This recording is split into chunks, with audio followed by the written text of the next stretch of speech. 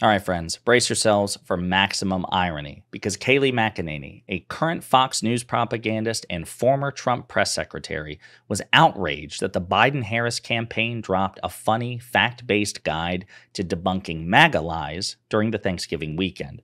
Among other things, she complained it was divisive.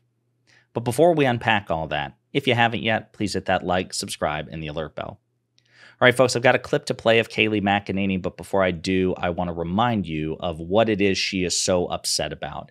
We did a video about this, your handy guide for responding to crazy MAGA nonsense this Thanksgiving. We're not going to relitigate the whole thing, but suffice it to say, the Biden-Harris campaign dropped this thread. It was very short, and it discussed various aspects of policy, the economy, the southern border, foreign policy, et cetera, and so forth. And it was debunking MAGA lies because even though Thanksgiving on paper is an opportunity for kinship and bonding with family and friends, it's very often also, even if it's unwise, a forum in which people litigate their political disagreements. So again, it was just Biden-Harris tongue-in-cheek arming people with facts to debunk MAGA lies. But Kayleigh McEnany was not amused and she didn't see the value in it. So let's play this clip and we'll unpack it together. Need to come together, decency. Well, maybe Joe should tell that to his campaign because they posted this, a guide for liberals to help them respond to crazy MAGA nonsense at their family's Thanksgiving dinner table. All the guide does is bash Trump, spread lies about how great the economy is under Biden, and try to create a bigger divide between Democrats and Republicans. How's that for rancor? But that's really the Biden plan. Misrepresent your record, attack conservatives. It's lazy. So she's very upset. She's very in her feels about this, and she's not alone. A lot of Republicans out there, a lot of conservative commentators have been upset. When President Biden gave his speech at Independence Hall last year in 2022, when he called out a subset of MAGA Republicans, despite the zillions of disclaimers about regular Republicans and regular conservatives, they clutched their pearls. They were very upset. Now, before I address that, which is the bigger point of this video, I just want to remind people, since she said that the handy guides comments about the economy were lies. This is the particular slide. The claim is the economy was better during Trump. That's the MAGA lie. This slide debunks it, says, listen, wrong. Trump had the worst jobs record of any president since the Great Depression. Inflation is the lowest it's been in 2 years. The economy is growing and unemployment has been under 4% for the longest stretch on record. Just look at your Thanksgiving costs compared to last year. Joe Biden has created nearly 14 million jobs and the economy is on the rise. All of that's true. Those aren't lies. Those are facts. And like Ben Shapiro would say, Kayleigh, facts don't care about your feelings, gang. And it's true. As we've talked about in previous videos, I mean, Trump, for his first 3 years, basically was riding Obama-era trends. He was riding on Obama's coattails. George W. Bush, a Republican, left Obama a gaping crater where an economy used to be because, as we've also talked about, out of the 11 last recessions, 10 of them were created under Republican presidencies. It's just a fact of history.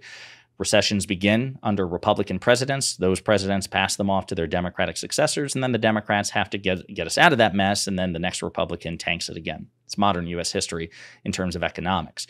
So Obama gave Trump a very good economy, and then after 3 years of largely maintaining those trends, Trump drove it into the toilet with the trade war in China and then the COVID mismanagement. And I know a lot of people are like, well, you can't hold COVID against Trump. I can and I do, because if the shoe were on the other foot and it had happened under a Democrat, Republicans would be holding it against the Democrat. And we're not playing by double standards here. And that's really the point of this video, which is the double standard. See, Kayleigh McEnany was a Trump press secretary. She was a Trump employee. She is a devout Republican voter, a devout Republican supporter, a Christian conservative. She is a Fox News propagandist. At the time of that clip, she was sitting in a chair that belongs to Jesse freaking Waters. And all of that together creates a nexus of hypocrisy when you then complain that a Democrat is being too divisive for posting a tongue-in-cheek thread where Trump is not insulted at all, at no point. I mean, they could have insulted Trump and it would have been just fine, but they didn't. They just simply provided facts to refute MAGA lies. But the man whom Kayleigh McEnany enthusiastically supported insults everybody. He insults his rivals, his critics, the media, fellow Republicans, their spouses, their loved ones, insults their physicality. This is a New York Times list of, it's alphabetized, but you can sort it chronologically, of all the Trump, the insults that Trump made between 2015 and 2021 when he was running for president or was president. And that's the other point. Trump did all these terrible things and said all these terrible things when he was the president of the United States. And Kayleigh McEnany not only didn't care, she happily worked for the man to sanitize the things he said, to launder the things he said. But when it comes to Joe Biden, well, we got to hold him to different standards. How about no? How about this? How about if it's a Democrat or a Republican, it's conservative or a progressive, we have one standard for everybody when and where appropriate. Presidents are held to the same standard. Senators are held to the same standard. Governors are held to the same standard. Political commentators are held to the same standard. Journalists are held to the same standard. How about that? The problem is the right wing doesn't want that. Republicans don't want that because they fail time and time again. They fail infinitely more if there's a single standard there. That's why it behooves them to try to persuade you and I to adhere to double standards, to grade them on a curve. They need it. They rely on it. They can't function without it because the Republican Party, in terms of its elected representative, in terms of its media surrogates, in terms of the people on Fox News versus the people on MSNBC or CNN or whoever else, that nexus of right-wing influencer, they're morally repugnant, right? And then again, you consider all of the other aspects, like Kayleigh McEnany wasn't just a Trump supporter, wasn't just a Trump press secretary.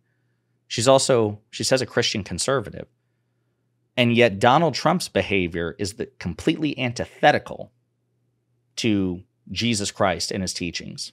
But again, she doesn't care about that. So what's important here is this, that you and I reject the double standard, not quietly, but loudly and aggressively, that we say it. Hell no, we're not going to comply with your double standard. If you want Joe Biden and Democrats to be perfectly civil, then you and yours, then Republicans and conservatives, you all need to be perfectly civil. And yet that's not happening. Ben Shapiro still drinks from leftist tears and liberal tears tumblers. Steven Crowder does all kinds of offensive things, says all kinds of offensive things. Tim Pool trolls people on Twitter all the time. Jesse Waters, again, the person who typically occupies the chair that Kayleigh McEnany was in during that clip. Think of all the terrible things he said about Democrats and the left and progressives. Trump, obviously, elected Republicans in general. How many times have we talked about elected Republicans just wholesale condemning and saying terrible things about blue cities or blue states? The Republican Party has been the F your feelings snowflake party for years. They say F Joe Biden, let's go Brandon. They slap it on decals. They put it on T-shirts. They put it on posters. You remember when conservatives used to say, listen, no, you have to have respect for the office of the presidency. But that only applies, apparently, when a Republican's in office. When a Democrat's in office, you can say and do whatever you want. We can't do that. I categorically reject that double standard every opportunity I can. I've been in a gazillion debates over this in the past several years where centrists and conservatives say, well, you need to be nicer to Republicans. You need to be nicer. You need to be more compassionate. You need to be more empathetic. How about no? How about if I choose to be civil, to be graceful, to be kind to conservatives? And I very often am, because many of my loved ones are, in fact, conservatives. And many of them actually voted for Trump. But that's a choice I'm exercising. I am choosing to show grace. I'm not obligated to do so, especially when that movement in general is as graceless and uncivil and divisive as it gets. So there's only one correct response to Kayleigh McEnany here: making fun of her and calling her out consistently, incessantly, until she apologizes. So if you have the opportunity to do that on Twitter, you totally should. Let me know what you think in the comments.